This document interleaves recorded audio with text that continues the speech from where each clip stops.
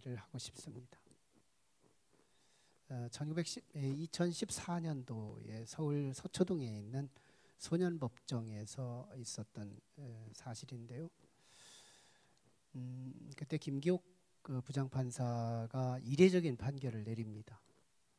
14가지의 범법, 즉 그런 도벽을 행하고 그리고 폭력을 행하면서 구금됐던 16살짜리 소녀에 대한 판결인데요. 판사가 이렇게 착석하면서 이 아이는 굉장히 움츠려집니다. 굉장히 중벌이 내려질 거에 대한 예상과 또 그럴 수밖에 없는 상황에 있었기 때문이죠. 그런데 뜻하지 않게 김기옥 판사는 이 소녀를 일으켜 세우고 자기 말을 따라할 것을 말해요. 나는 이 세상에서 참 멋지게 생겼다, 이 말부터 하게 합니다. 근데 이 아이가 너무 이질감 있는 거예요. 자기를 말하는 것 같지 않은 거예요. 그래서 나는 이 세상에서 하고 따라하지를 못해요. 그럼에도 불구하고 이 김기옥 판사는 계속해서 이 아이에게 일어나게 하면서 자기 말을 이어서 따라하도록 요청합니다. 나는 뭐든지 할 수 있다. 그리고 나는 세상에 혼자가 아니다. 나는 참 아름다운 인생이다. 이런 얘기, 마음에 없는, 공감되지 않는 말이지만 이 말을 따라하게 해요. 그때 이 아이가 참 의외적인 판사의 이 처분 앞에 감격의 눈물을 흘려요. 굉장히 눈물을 쏟아냅니다. 그때 눈물을 흘리고 있는 그 틈새에 부장판사는 배심원들에게 이렇게 말합니다. 누가 범법자입니까?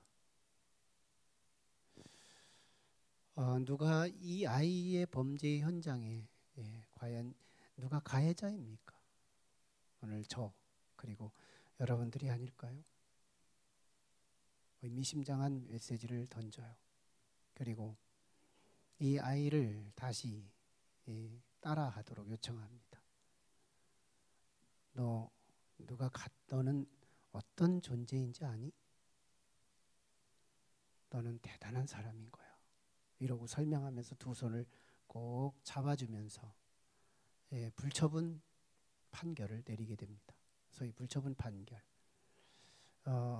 어떤 형식적인 그 처벌을 내리지 않고 그대로 끝냈다 하는 그런 결과였죠. 그러면서 이 부장판사가 요청하는 것이 뭐냐면 이 아이에게 필요한 게 뭔지 아느냐? 자존심이다.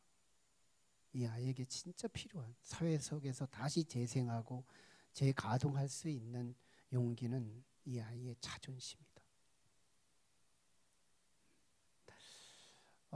우리는 이 마태복음 10장이 이제 제자의 도를 가르쳐 주시는 한편의 설교라고 함께 나눈 적이 있어요.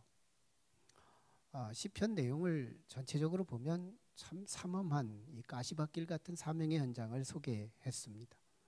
그도 그럴 것이 1세기 당시 로마의 정부의 박해, 유대 교회의 박해, 이 샌드위치 박해 속에서 예수님은 미화시키고 싶지 않았던 거예요. 가시밭길을 그대로 사진처럼 소개해주고 싶었던 거예요. 참 두렵다. 이 복음의 현장은 호락호락하지 않은 현장이다. 이 얘기를 그대로 전해줍니다. 그럼에도 불구하고 두려워하지 말라고 권면은 했지만 과연 정말 두려운 삶의 현장 속에서 그 두려움을 두려워하지 않겠다고 두려워하지 않을 수 있는 상황은 아니었던 거예요. 그러는 사이에 아마 이 제자들이 굉장히 주눅들고 있었을 그때 오늘 본문을 예수님께서 주십니다. 이어지는 오늘 본문은 예수님께서 이 영접이라고 하는 개념으로 설명해 가는데요. 복음 사역자를 영접하는 것은 곧 나를 영접하는 것이요, 또 나를 영접하는 것은 또 하나님, 보내신 하나님을 영접하는 것이다 하면서 이런 말씀을 전해줍니다. 그리고 선지자의 이름으로 선지자를 대접하면 선지자의 상을 받을 것이고 의인의 이름으로 의인을 대접하면 의인의 상급을 받을 것이며 소자인 제자들을 제자들의 이름으로 섬기면 제자들의 상을 결단코 잃지 않을 것이다. 이렇게 말씀해 주세요.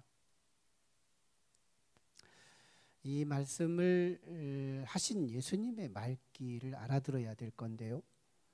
우리는 단순히 영접의 문제 또는 상의 문제, 이 얘기가 화두인 줄 알지만 예수님의 그 가슴 깊숙이 그 의도하신 바를 우리가 말씀을 알아들으면 이런 뜻입니다. 제자들이 지금까지 주눅 들었어요. 이 삼엄한 현장을 미화시켜서 그저 괜찮으니까 가서 복음 전해라 이러지 않았어요. 잘못하면 십자가 처형당한다. 잘못하면 또 불의 화형도 당할 수 있다. 이 삼엄한 현장을 그대로 전합니다. 그 사이에 제자들의 마음은 이 사명감이 주는 거예요. 왠지 모르게 복음을 감당할 능력이 사라지는 거예요. 저렇게 무서운 현장을 우리가 어떻게 복음 전해? 어떻게 예수를 전할 수 있어? 이런 어마어마한 이 무시무시한 십장의 설교를 듣고는 제자들에게는 사명감이 감소될 정도로 낮아졌어요. 이때.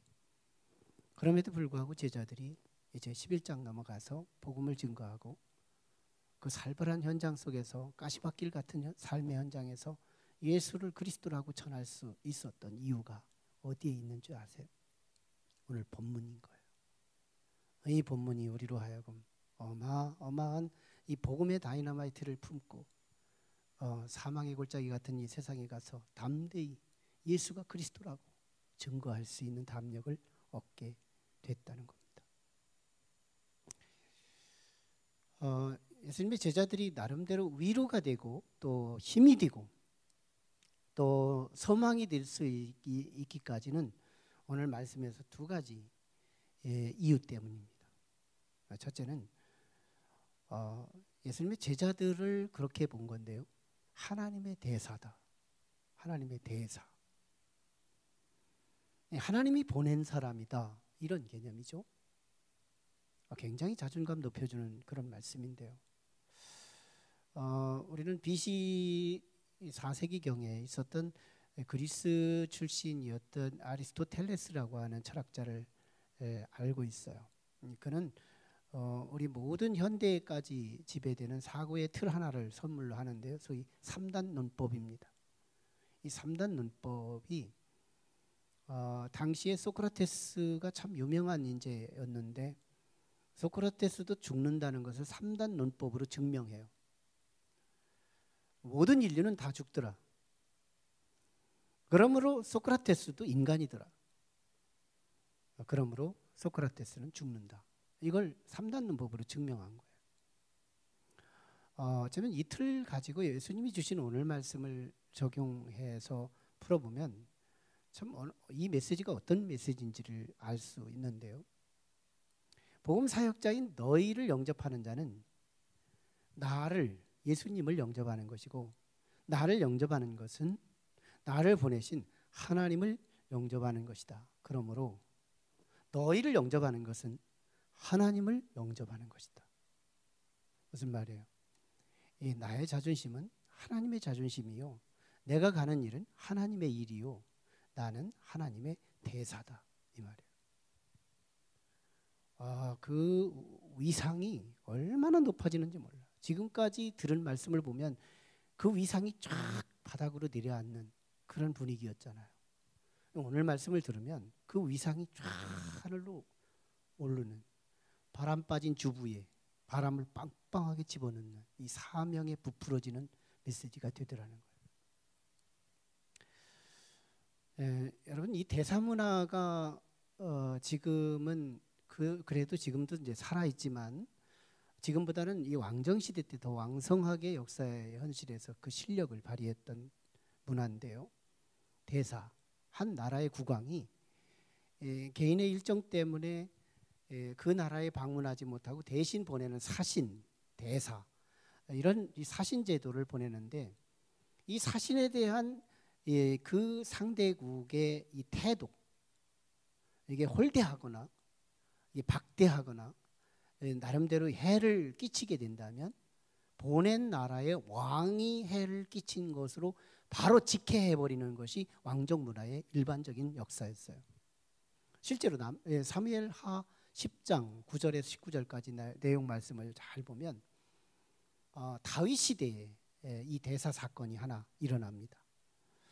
그나 그의 이웃 나라인 암몬 나라에 한운이라는 왕이 있었는데 이 다윗이 그 아버지와 절친이었어요. 그래서 이제 아버지가 죽게 되자 그 아들을 좀 조문하겠다고 조문 사절단을 암몬 나라에 파송합니다. 그랬더니 그 신하들이 이거는 조문 사절단이 아니에요. 이건 간첩입니다. 우리나라의 내부의 비밀을 파악해서 전쟁을 준비하려고 하는 거지 저건 조문 사절단이 아니에요. 이 소리를 듣고 한운이 이 사절단들의 수염을 뚝뚝 잘라버려요. 그리고 긴 도포를 입고 왔는데 엉덩이가 보일 정도로 뚝 잘라가지고 다시 본국으로 돌려보내요. 이때 다윗이 그때가 언제예요? 전성기였잖아요. 이스라엘 전성기였어요. 다윗이 자기 옷이 잘려진 것처럼 자기 수염을 잘려진 것처럼 모욕감을 당하면서 전쟁을 선포하고 전쟁을 실행해서 암몬 나라를 초토화시켜요. 사신에게 한 그 행위가 다윗 왕한테 행한 행위와 똑같이 매기고 전쟁을 치러서 그 나라를 멸망시켜버렸던 역사.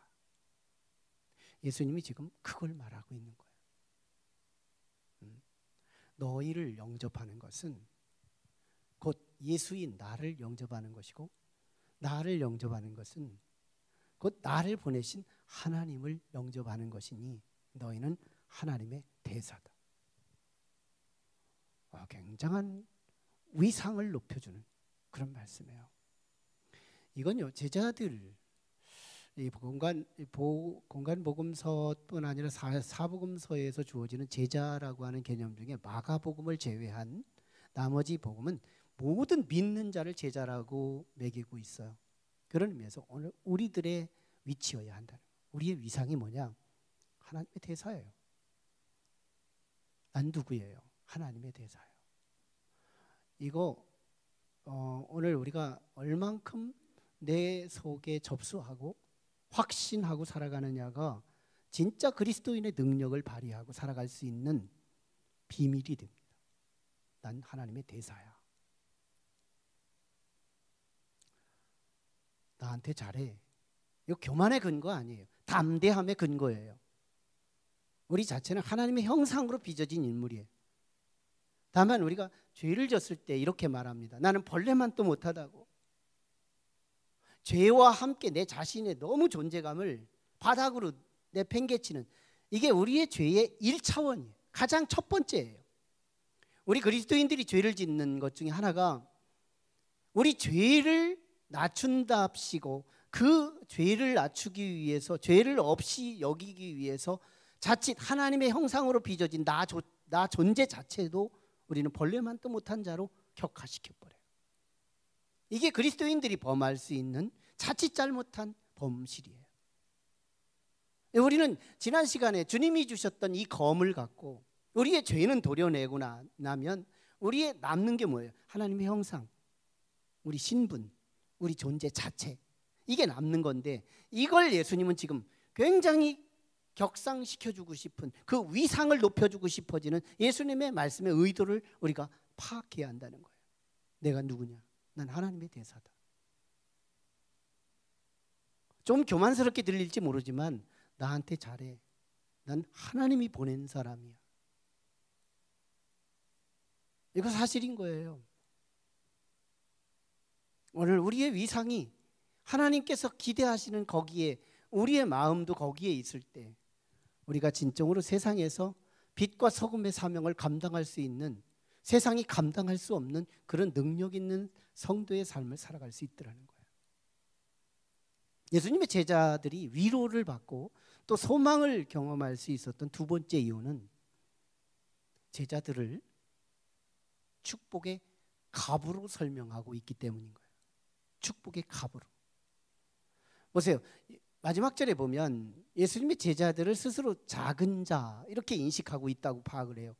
작은 자. 이 작은 자를 냉수 한 그릇만 대접해도 결단코 상을 잃어버리지 않는다는 말이에요.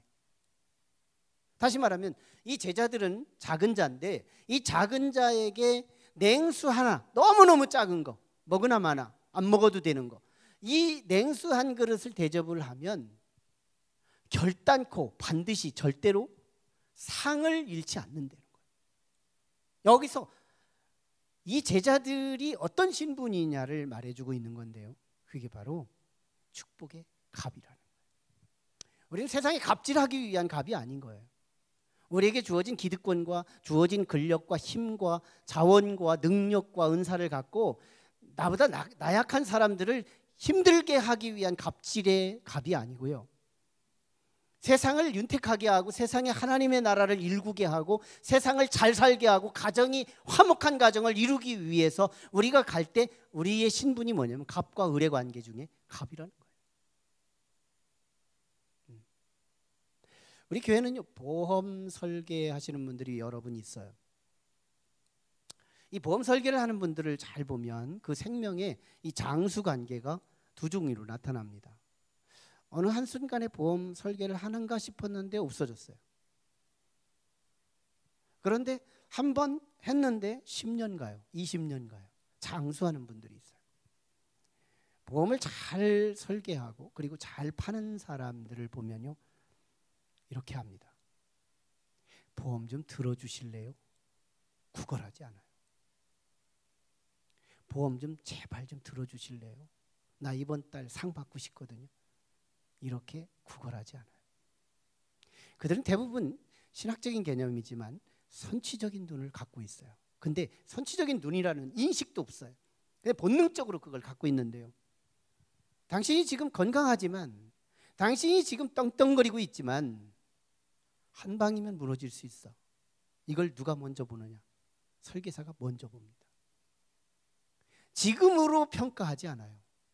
장차 사고의 한 방이면 우리가 곤두박질 치는 미래를 내다보며 다가올 미래의 환란을 내가 준비해 주겠다는 거예요. 뭐예요? 축복의 갑이에요.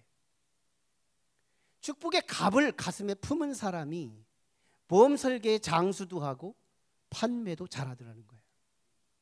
복음을 누가 잘 전하느냐? 예수 좀 믿어줄래요?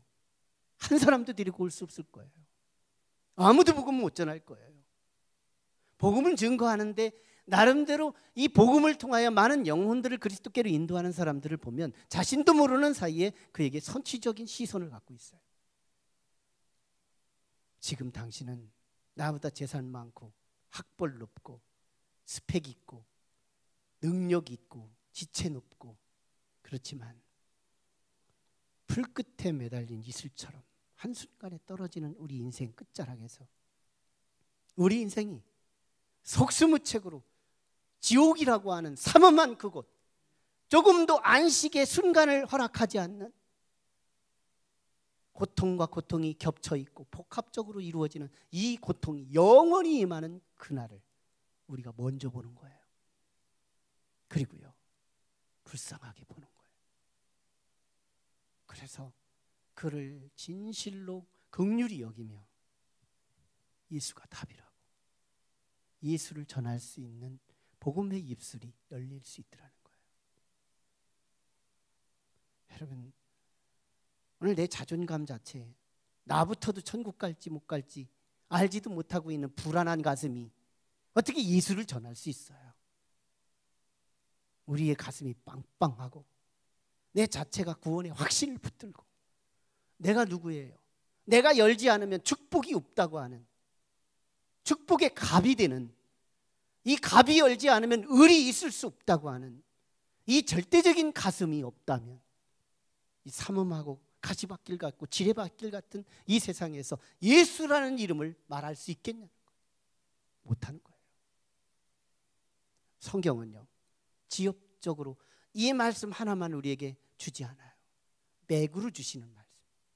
창세기 12장에 보면 믿음의 조상 아브라함에게 하나님은 말씀하십니다. 우리는 개역 개정판을 갖고 있지만 이전 번역본에 보면 개역판이라고 하는데 거기에는 이렇게 아브라함에게 말합니다. 너는 세상에 복의 근원이 될지라. 복의 근원이 될지라. 무슨 말이에요? 복의 샘이라는 거예요. 이 샘에서 나온 물이 밭으로 개관되고 논으로 들어가고, 그래서 모든 목초지, 모든 곡식들이 소생함을 얻고 줄기와 잎이 피고 꽃이 피며 열매를 맺어서 오늘 우리가 먹을 수 있는 곡식이 되는 거예요. 샘이 뭐예요? 모든 생명의 근원, 갑이라는 거예요. 예수님이 지금 그 말을 하고 싶은 거예요. 자존감 팍, 현실을 보니까 자존감이 낮아지는 이 시점, 두려운 현실, 두렵지 않아야 마음속에 다지고 다져도 여전히 두려움의 현실 속에 있는 그 현실의 삶 속에 예수가 그리스도라고 증거할 수 있는 이 담대한 그 실탄되는 그 심력은 바로 오늘 본문, 나는 하나님의 대사다, 나는 세상의 축복의 갑이다. 갑이 열리지 않았는데 을이 어떻게 생길 수 있으며 이 세상에 복을 받을 수 있고 우리 가정이 복을 받을 수 있겠냐는 거예요. 그럴 수 없다는 거예요. 호사다마라는 말이 있어요. 좋은 일에는 마가 낀다. 이 말을 뒤집으면 나쁜 일에는 마도 안 낀다 이 말이에요. 길거리에 굴러다니는 돌 하나는 어제 굴러다니더니 오늘도 가보니까 그대로 그 돌은 굴러다니고 있어요. 왜? 좋지 않은 거니까요. 길거리에다가 금반지 하나만 내던져 보세요. 분명히 1시간만 있다가도 그 금반지는 없어졌을 거예요. 마가 탄 거예요. 좋은 것일수록 마가 탄다. 왜 복음이 있는 곳에 핍박이 있고 왜 복음이 있는 곳에 박해가 있고 왜 욕을 얻어막아야 되느냐는 거예요. 좋기 때문에, 좋은 일이기 때문에, 그 상이 어마어마하기 때문에, 장차 우리에게 약속하실 하나님의 약속의 그 상급이 우리가 말할 수 있는, 입술로 담아낼 수 없는 어마어마한 상급이 주어지기 때문에 오늘 우리는 모르지만 마귀들이 먼저 알고 이걸 방해하기 시작하는 거예요. 그래서 우리는 긴 눈을 볼 필요가 있어요. 성령 안에서 끝까지를 볼 필요가 있어요. 끝을 내다볼 수 있어야 한다는 거예요. 이걸 오늘 우리 바울 사도가 잘 설명해 줍니다. 생각하건대 로마서 8장 18절에 주어지는 말씀처럼 생각하건대 현재의 고난은 장차 우리에게 나타날 영광과 비교할 수 없다고 설명해 주고 있어요. 현재의 고난 너무너무 커요. 그런데 장차 나타날 그 영광과 그 상급은 이 고난이 순식간에 잃어버릴 만큼 너무너무 온전한 상급이 우리에게 주어진다고 약속하고 있어요. 이 큰 그림을 보지 못하면 우리는 넘어질 수밖에 없더라는 거예요. 베드로는 이렇게 말합니다. 베드로서 2장 9절에서 그런즉 우리에게 너희는 택하신 족속이요 왕같은 제사장들이요 거룩한 나라요 그의 소유된 백성인 이는 어두운 데서 끌어내어 기이한 빛에 들어가게 하신 아름다운 덕을 선전하게 하려 함이라. 오늘 우리의 신분을 잘 말해주고 있는 말씀인데요, 우리는 택하신 족속이래요. 많고 많은 인류 중에 우리를 핀센트로 하나씩 관심 있게 선택하셨대요. 그런데 우리를 왕같은 제사장이래요. 비유를 왕같은, 존귀한 거예요. 그런데 제사장이 하나님을 독대하는 신분, 제사장이래요. 우리는 하나지만 하나가 아니래요. 우리는 누룩처럼 커져갈 텐데 나라가 될 수 있대요. 우리는 소유된 하나님의 백성이래요. 그러면서 우리를 하나님의 귀한 빛으로 우리를 조명된 우리를 아름다운 덕을 선전하게 하려 함이라. 오늘 우리의 신분을 격상시켜주고 위상을 높여주는 이런 말씀이 오늘 우리에게 주어진 말씀이더라는 거예요. 여러분, 오늘 우리가 누구예요? 우리는 하나님의 대사예요. 나를 대하는 그것이 하나님을 대하는 그것으로 하나님이 매겨주겠대요. 그리고 우리가 우리 가정을 축복하지 않으면 누가 축복할 수 있는 게 아니에요. 여러분, 이 아이덴티티를 가장 강력하게 가지고 있었던 분이 누군지 알아요? 우리가 믿는 예수님이세요. 요한복음 14장 6절에 보면 예수께서 이르시되 내가 길이요 진리요 생명이니 나로 말미암지 않고는 아버지께로 올 자가 없느니라. 이건 예수 그리스도에게 고유하게 매길 수 있는 진리지만요, 예수를 믿는 우리들이 이 자존감이 여기에 준해야 된다는 거예요. 오늘 우리가 누구예요? 내가 축복의 갑이라. 나는 하나님의 대사로서 세상에 가고 우리 가정으로 간다. 이 자존감을 성경이 우리에게 높여주고 있어요. 우리는 죄악 가운데 살면서 죄와 함께 하나님의 이 존귀한 신분을 으깨고 있어요. 내 스스로 짓밟고 있어요. 그래서 말씀을 들을 담대함이 없는 거예요. 말씀을 듣다가 내가 자신 없는 부분에서 실족하고 넘어지고 시험 드는 거예요. 이 담대함, 죄와 나를 격리시켜버리고, 죄는 정말 벌레만 또 못한 존재이지만 나 자체는 하나님 수준으로 존귀하게 하나님의 대사로서, 하나님의 위대한 존재로서 나를 여기에 세웠다고 하는 거, 이걸 우리가 믿어야 된다는 거예요. 이걸 우리가 확신해야 된다.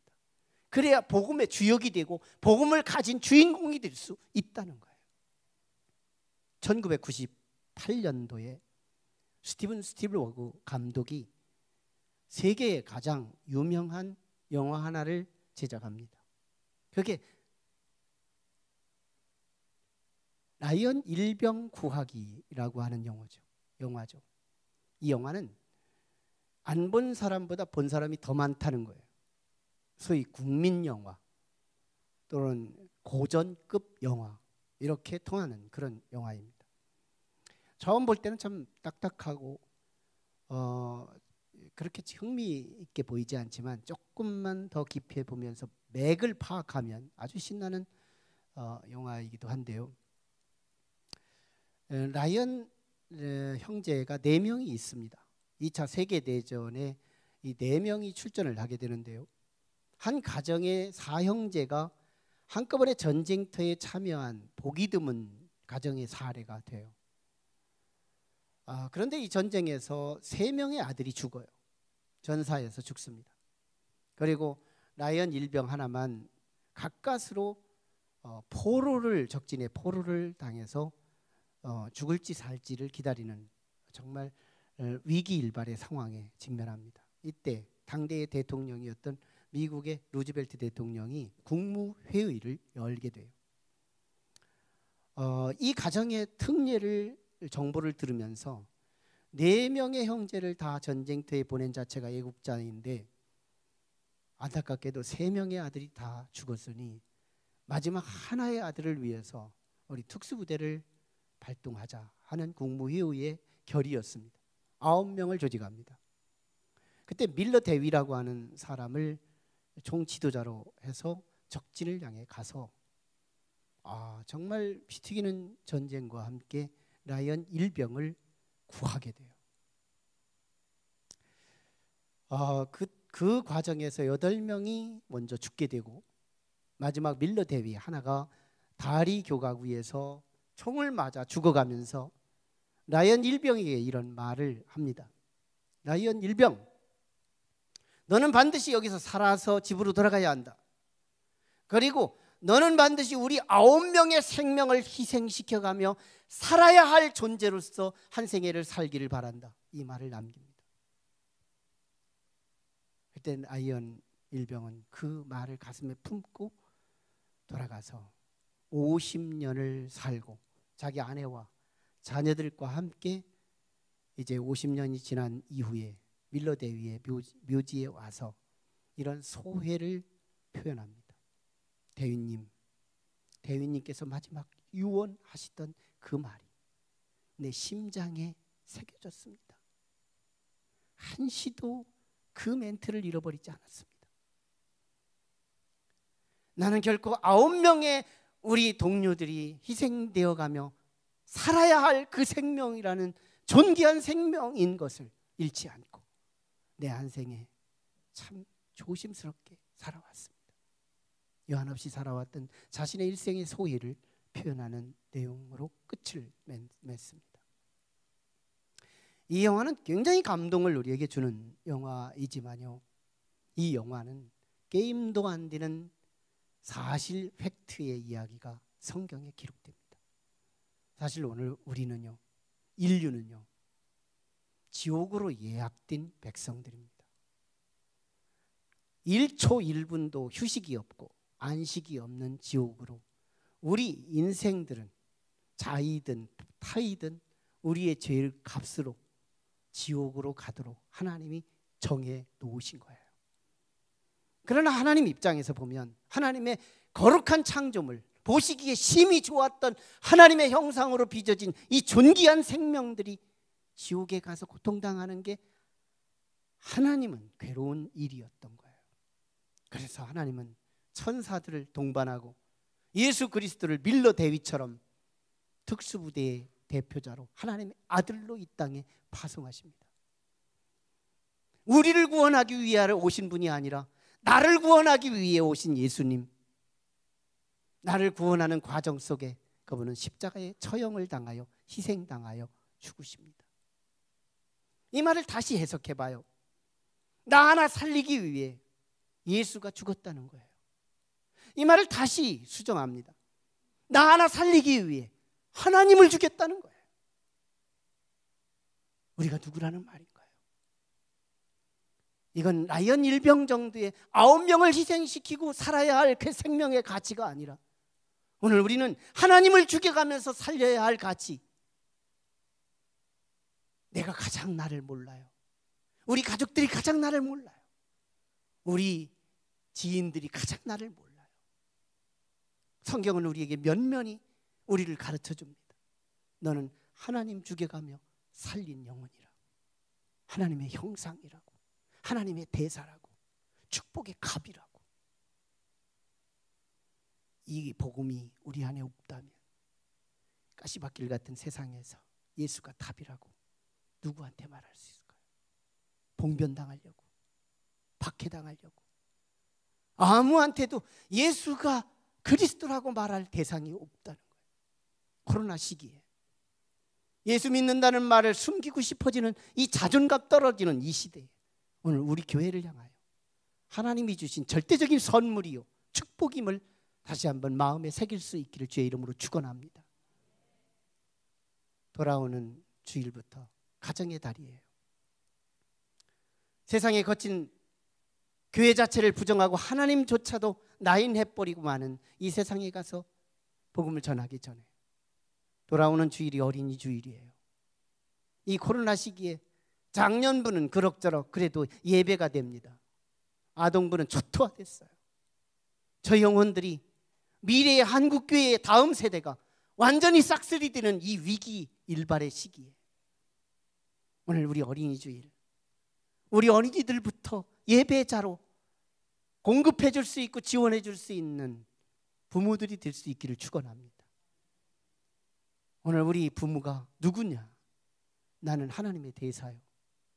하나님의 대사로서의 부모, 축복의 갑으로서의 부부, 이들이 1차적으로 우리의 자녀를 복음의 현장으로 보내줘야 할 사명이 있는 거예요. 그 다음에는 부모주일이에요. 노약자들부터 먼저 교회 현실에서 빠져나가 있어서 복음을 듣지 못하면 육신 하나만 남게 되어 이 덩그러니 하나님의 심판 앞에 놓일 때 우리의 부모들이 하나님의 심판의 대상이 된다면 얼마나 안타까운 일이에요. 우리를 구원하신, 그래서 나를 하나님의 대사로 축복의 갑으로 파송하시는 우리가 우리 부모를 건져야 한다는 것. 그 다음에는 부부주일이에요. 나는 믿지만 내 남편은 믿지 않고, 나는 믿지만 내 아내는 믿지 않고 있는 그 가정들에 우리는 담대히 불쌍히 여기는 마음으로, 긍휼히 여기는 마음으로, 하나님의 대사의 가슴으로, 축복의 갑의 심정으로 그들을 하나님께로 인도할 수 있는 예수가 답이라고, 예수밖에 희망이 없다고, 그가 받아들이든 말든 우리는 이 복음의 사명을 한 번은 감당해야 한다는 거예요. 기도하겠습니다.